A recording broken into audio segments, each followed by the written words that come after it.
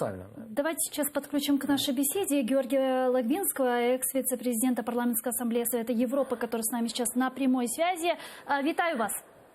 Так, витаю.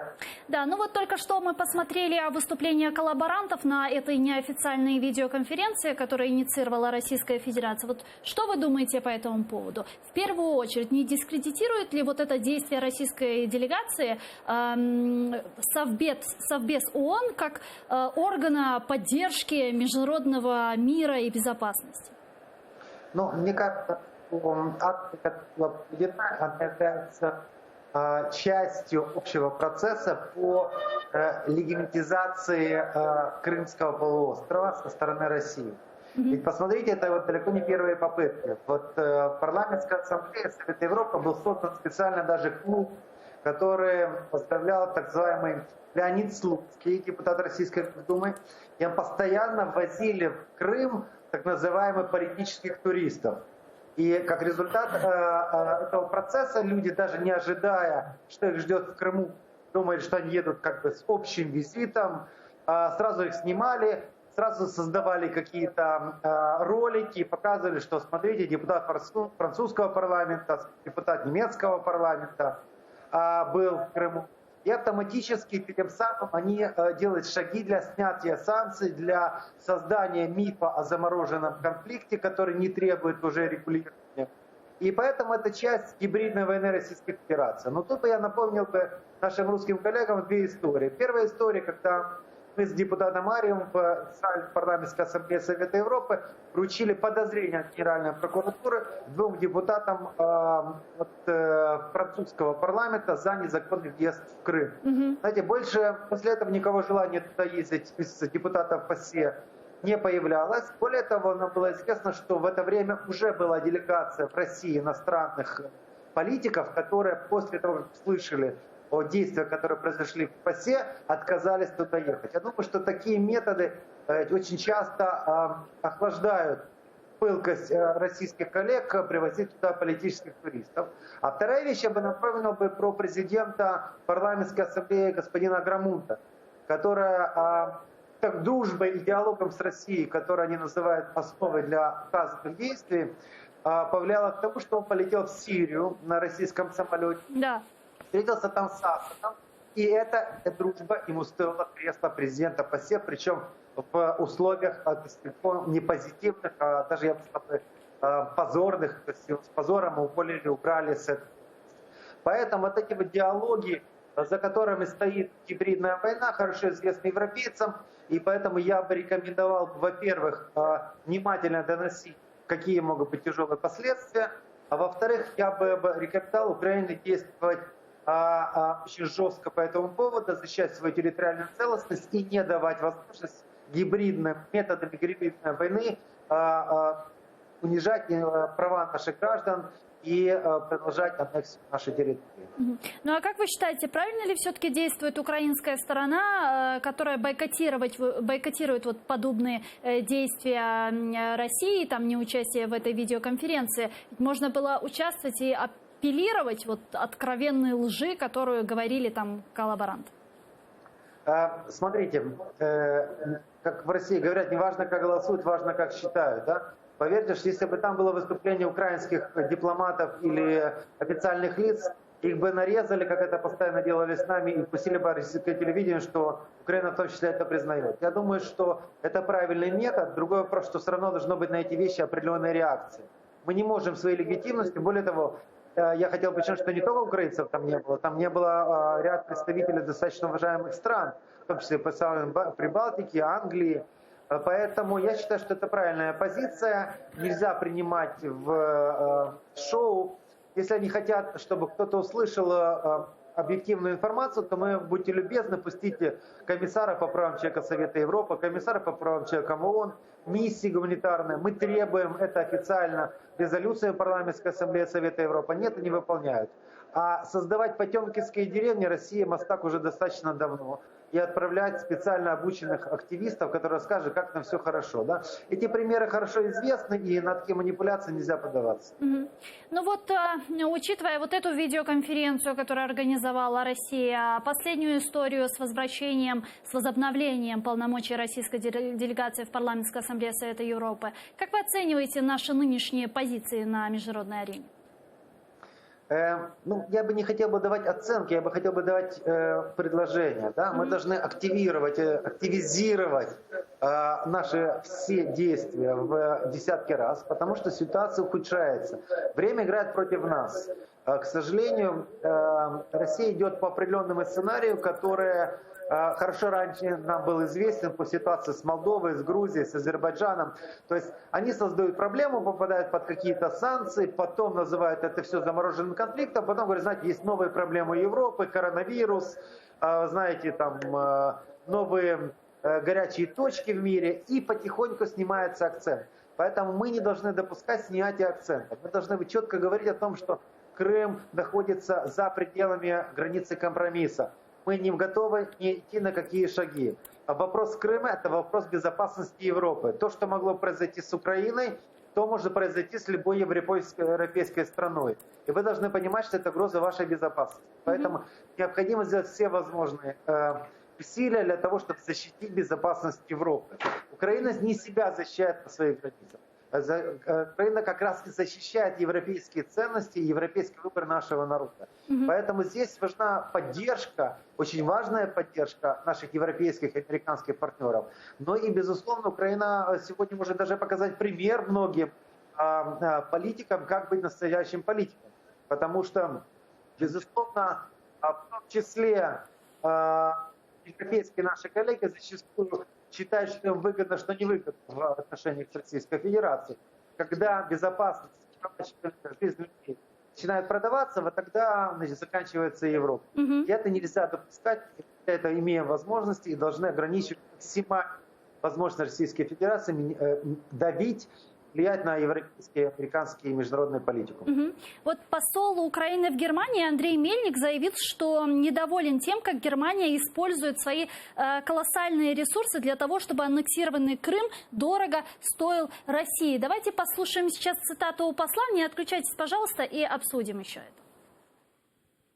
Неофіційна позиція полягає в тому, що давайте спочатку ми завершимо війну на сході України, а коли ми це зробимо, перед нами стоятиме інше величезне завдання – питання Криму, його звільнення, деокупація. Тоді говоритимемо про Крим. Моя відповідь дуже проста.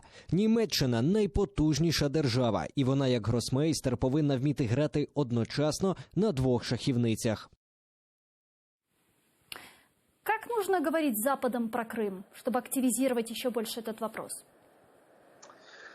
Я думаю, что мы должны идти более жестко в риторике и позиции. К сожалению, могу вам сказать, что в вопросе возврата, снятия санкций с Российской Федерации большую роль играли как раз депутаты Франции и Германии.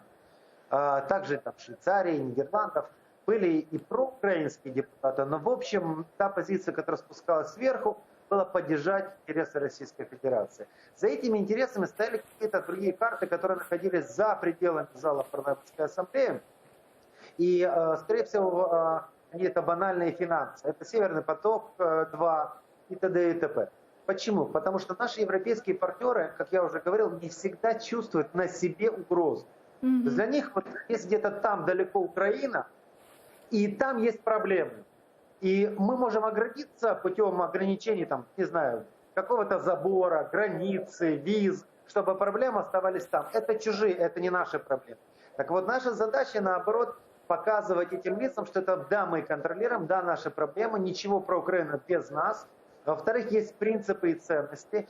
Смотреть, какие геополитические интересы Европы есть в Украине и как должны ставить правильно вопросы. Я думаю, что у нас министр иностранных дел очень грамотный, и ранее он занимал пост представителя, главы представительства Украины в Совете Европы в Страсбурге. То есть он хорошо понимает в этих вопросах и сможет правильно реагировать на эти действия со стороны России и наших европейских коллег. Но, безусловно, ситуация непростая, и нам нужно жестко контролировать эти процессы. Могу вам привести еще один пример из депутата Бундестага, некий господин Гунько. Это мой особый любимчик, он представляет группу левых, коммунистов в ПАСЕ. И вот он поехал на Донбасс. После чего Служба безопасности Украины внесла его в черный список, ему был запрещен въезд на территорию Украины. И он попросился от имени ПАСЕ быть наблюдателем на выборах в Украине. И по нашим правилам мы обязаны были его запустить. И у нас стала дилемма. Или мы его пускаем, и мы нарушаем свои же правила об ограничении въезда для лица, которое содействовало оккупационной власти. Или же мы попадаем под санкции Совета Европы, что тоже негативно, и это была цель господина Гунько. Я лично тогда обратился в СБУ, попросил эти санкции снять, дать возможность господину Гунько въехать, и сам же обратился в СБУ открыть уголовное производство по статье 344 «Нарушение территориальной целостности Украины». Написал письмо господину Гунько, что, пожалуйста, приезжайте в Украину, но возьмите во внимание, что вы можете быть задержаны на границе, допрошены, вам может быть предъявлено подозрение, вы можете быть судимым на территории Украины за нарушение границы Украины, что автоматически повлияет на то, что вы перестанете быть депутатом Бундестага, так и вы будете иметь судимость, признающуюся в Германии. Господин Гунько не поехал почему-то, посчитал, что он не очень хочет встречаться с украинскими правоохранителями, но в дальнейшем диалоге это стал очень близкий друг украинской делегации. В дальнейшем никогда не позволял себе посещать аннексированные или оккупированные территории Украины и вел себя достаточно корректно по отношению в украинско-российском взаимоотношении. Я думаю, что подобные примеры могли бы явно охладить пыл многих европейских политиков в желании финансово обеспечить интересы своих избирателей, но пренебрегая безопасностью своих же избирателей и безопасности Европы. И еще вот несколько вопросов по Крыму. Вы знаете, недавно состоялась пресс-конференция президента Зеленского, посвященная годовщине его президентства. И значит, там Зеленский признал, что для деоккупации Крыма вот уже прошло 6 лет, и вот нужен уже новый формат переговоров. Как вы думаете, когда создадут переговорную площадку по Крыму, на которой будет обсуждаться непосредственное восстановление суверенитета Украины над полуостровом? Ну, вы знаете, это очень хороший вопрос. Я бы сказал, что переговорная площадка должна быть в Гааге. Да? И там должен идти суд над лицами, на руках которых кровь наших граждан, на руках которых есть ограбление, нарушение территориальной целостности своего дружественного государства. И, наверное, это должна быть основная площадка. Наша задача как можно раньше приблизить этот процесс, где лица, которые отвечали за аннексию и оккупацию нашей территории, понесли уголовное наказание. Мне кажется, что это должна быть основная площадка, и Украина об этом не должна забывать. Как, кстати, и россияне абсолютно не должны это забывать и каждый раз думать, когда они вертят своей рукой или подписывают то или другой документ. Вместе с этим, безусловно, может быть много разных площадок, да? Но основная площадка – это должна быть база Украины. То есть мы не можем разрешить, чтобы кто-то за нас принимал какие-то решения. И это основное правило геополитики в подобных вопросах. Знаете, я когда-то обратился к израильскому генералу и обсуждал вопрос Будапештского меморандума. И Израиль, который находится страна в очень похожей ситуации с нами, они как бы хорошо понимает нашу ситуацию. И они сообщили о том, что, интересно, мы никогда не подписываем международные договора, которые не можем выплатить в одностороннем порядке сами. То есть мы не подписываем, не надеемся на американские войска, даже если у нас такой есть договор.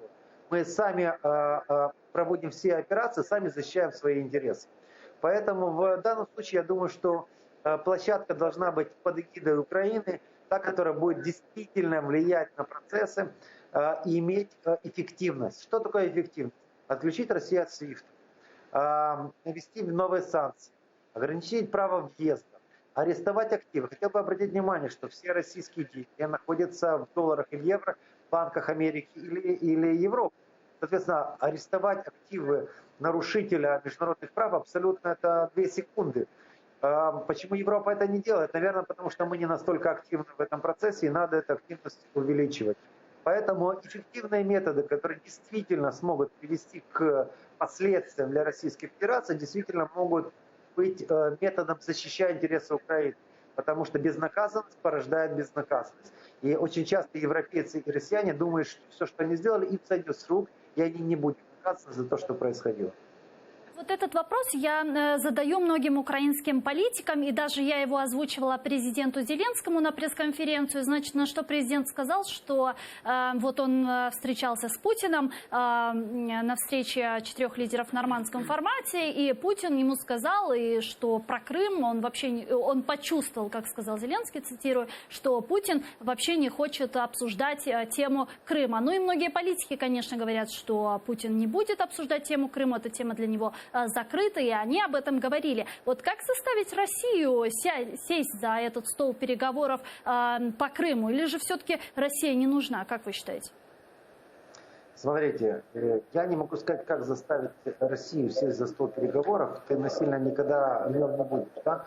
Но мы разве должны кого-то спрашивать по поводу того, хочет он садиться, обсуждать нашу территорию, права наших граждан, права и те ущербы, которые у нас находятся, которые нанесены нашей стране.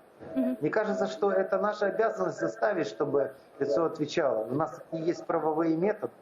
И говорить о том, что давайте мирно общаться. Он говорит, не хочу. Я говорю, а что, мы вас спрашиваем в этом вопросе? У вас есть право отказаться? У вас нет таких прав. Мы должны защищать интересы своих граждан. Все, методы известны Министерству юстиции, известны МИДу. Я надеюсь, что с момента назначения Джапар первого замминистра эта позиция еще усилится. Но Россия не понимает процесс так называемого европейского диалога, просьбы. Она четко осознавала, когда она захватывала другие территории, какие будут последствия. Por этого я думаю, что эти процессы на них уже не ожидали. Они ожидали, что санкции не продержатся долго, они скоро снимутся, у них есть много геополитических возможностей давить на европейские страны.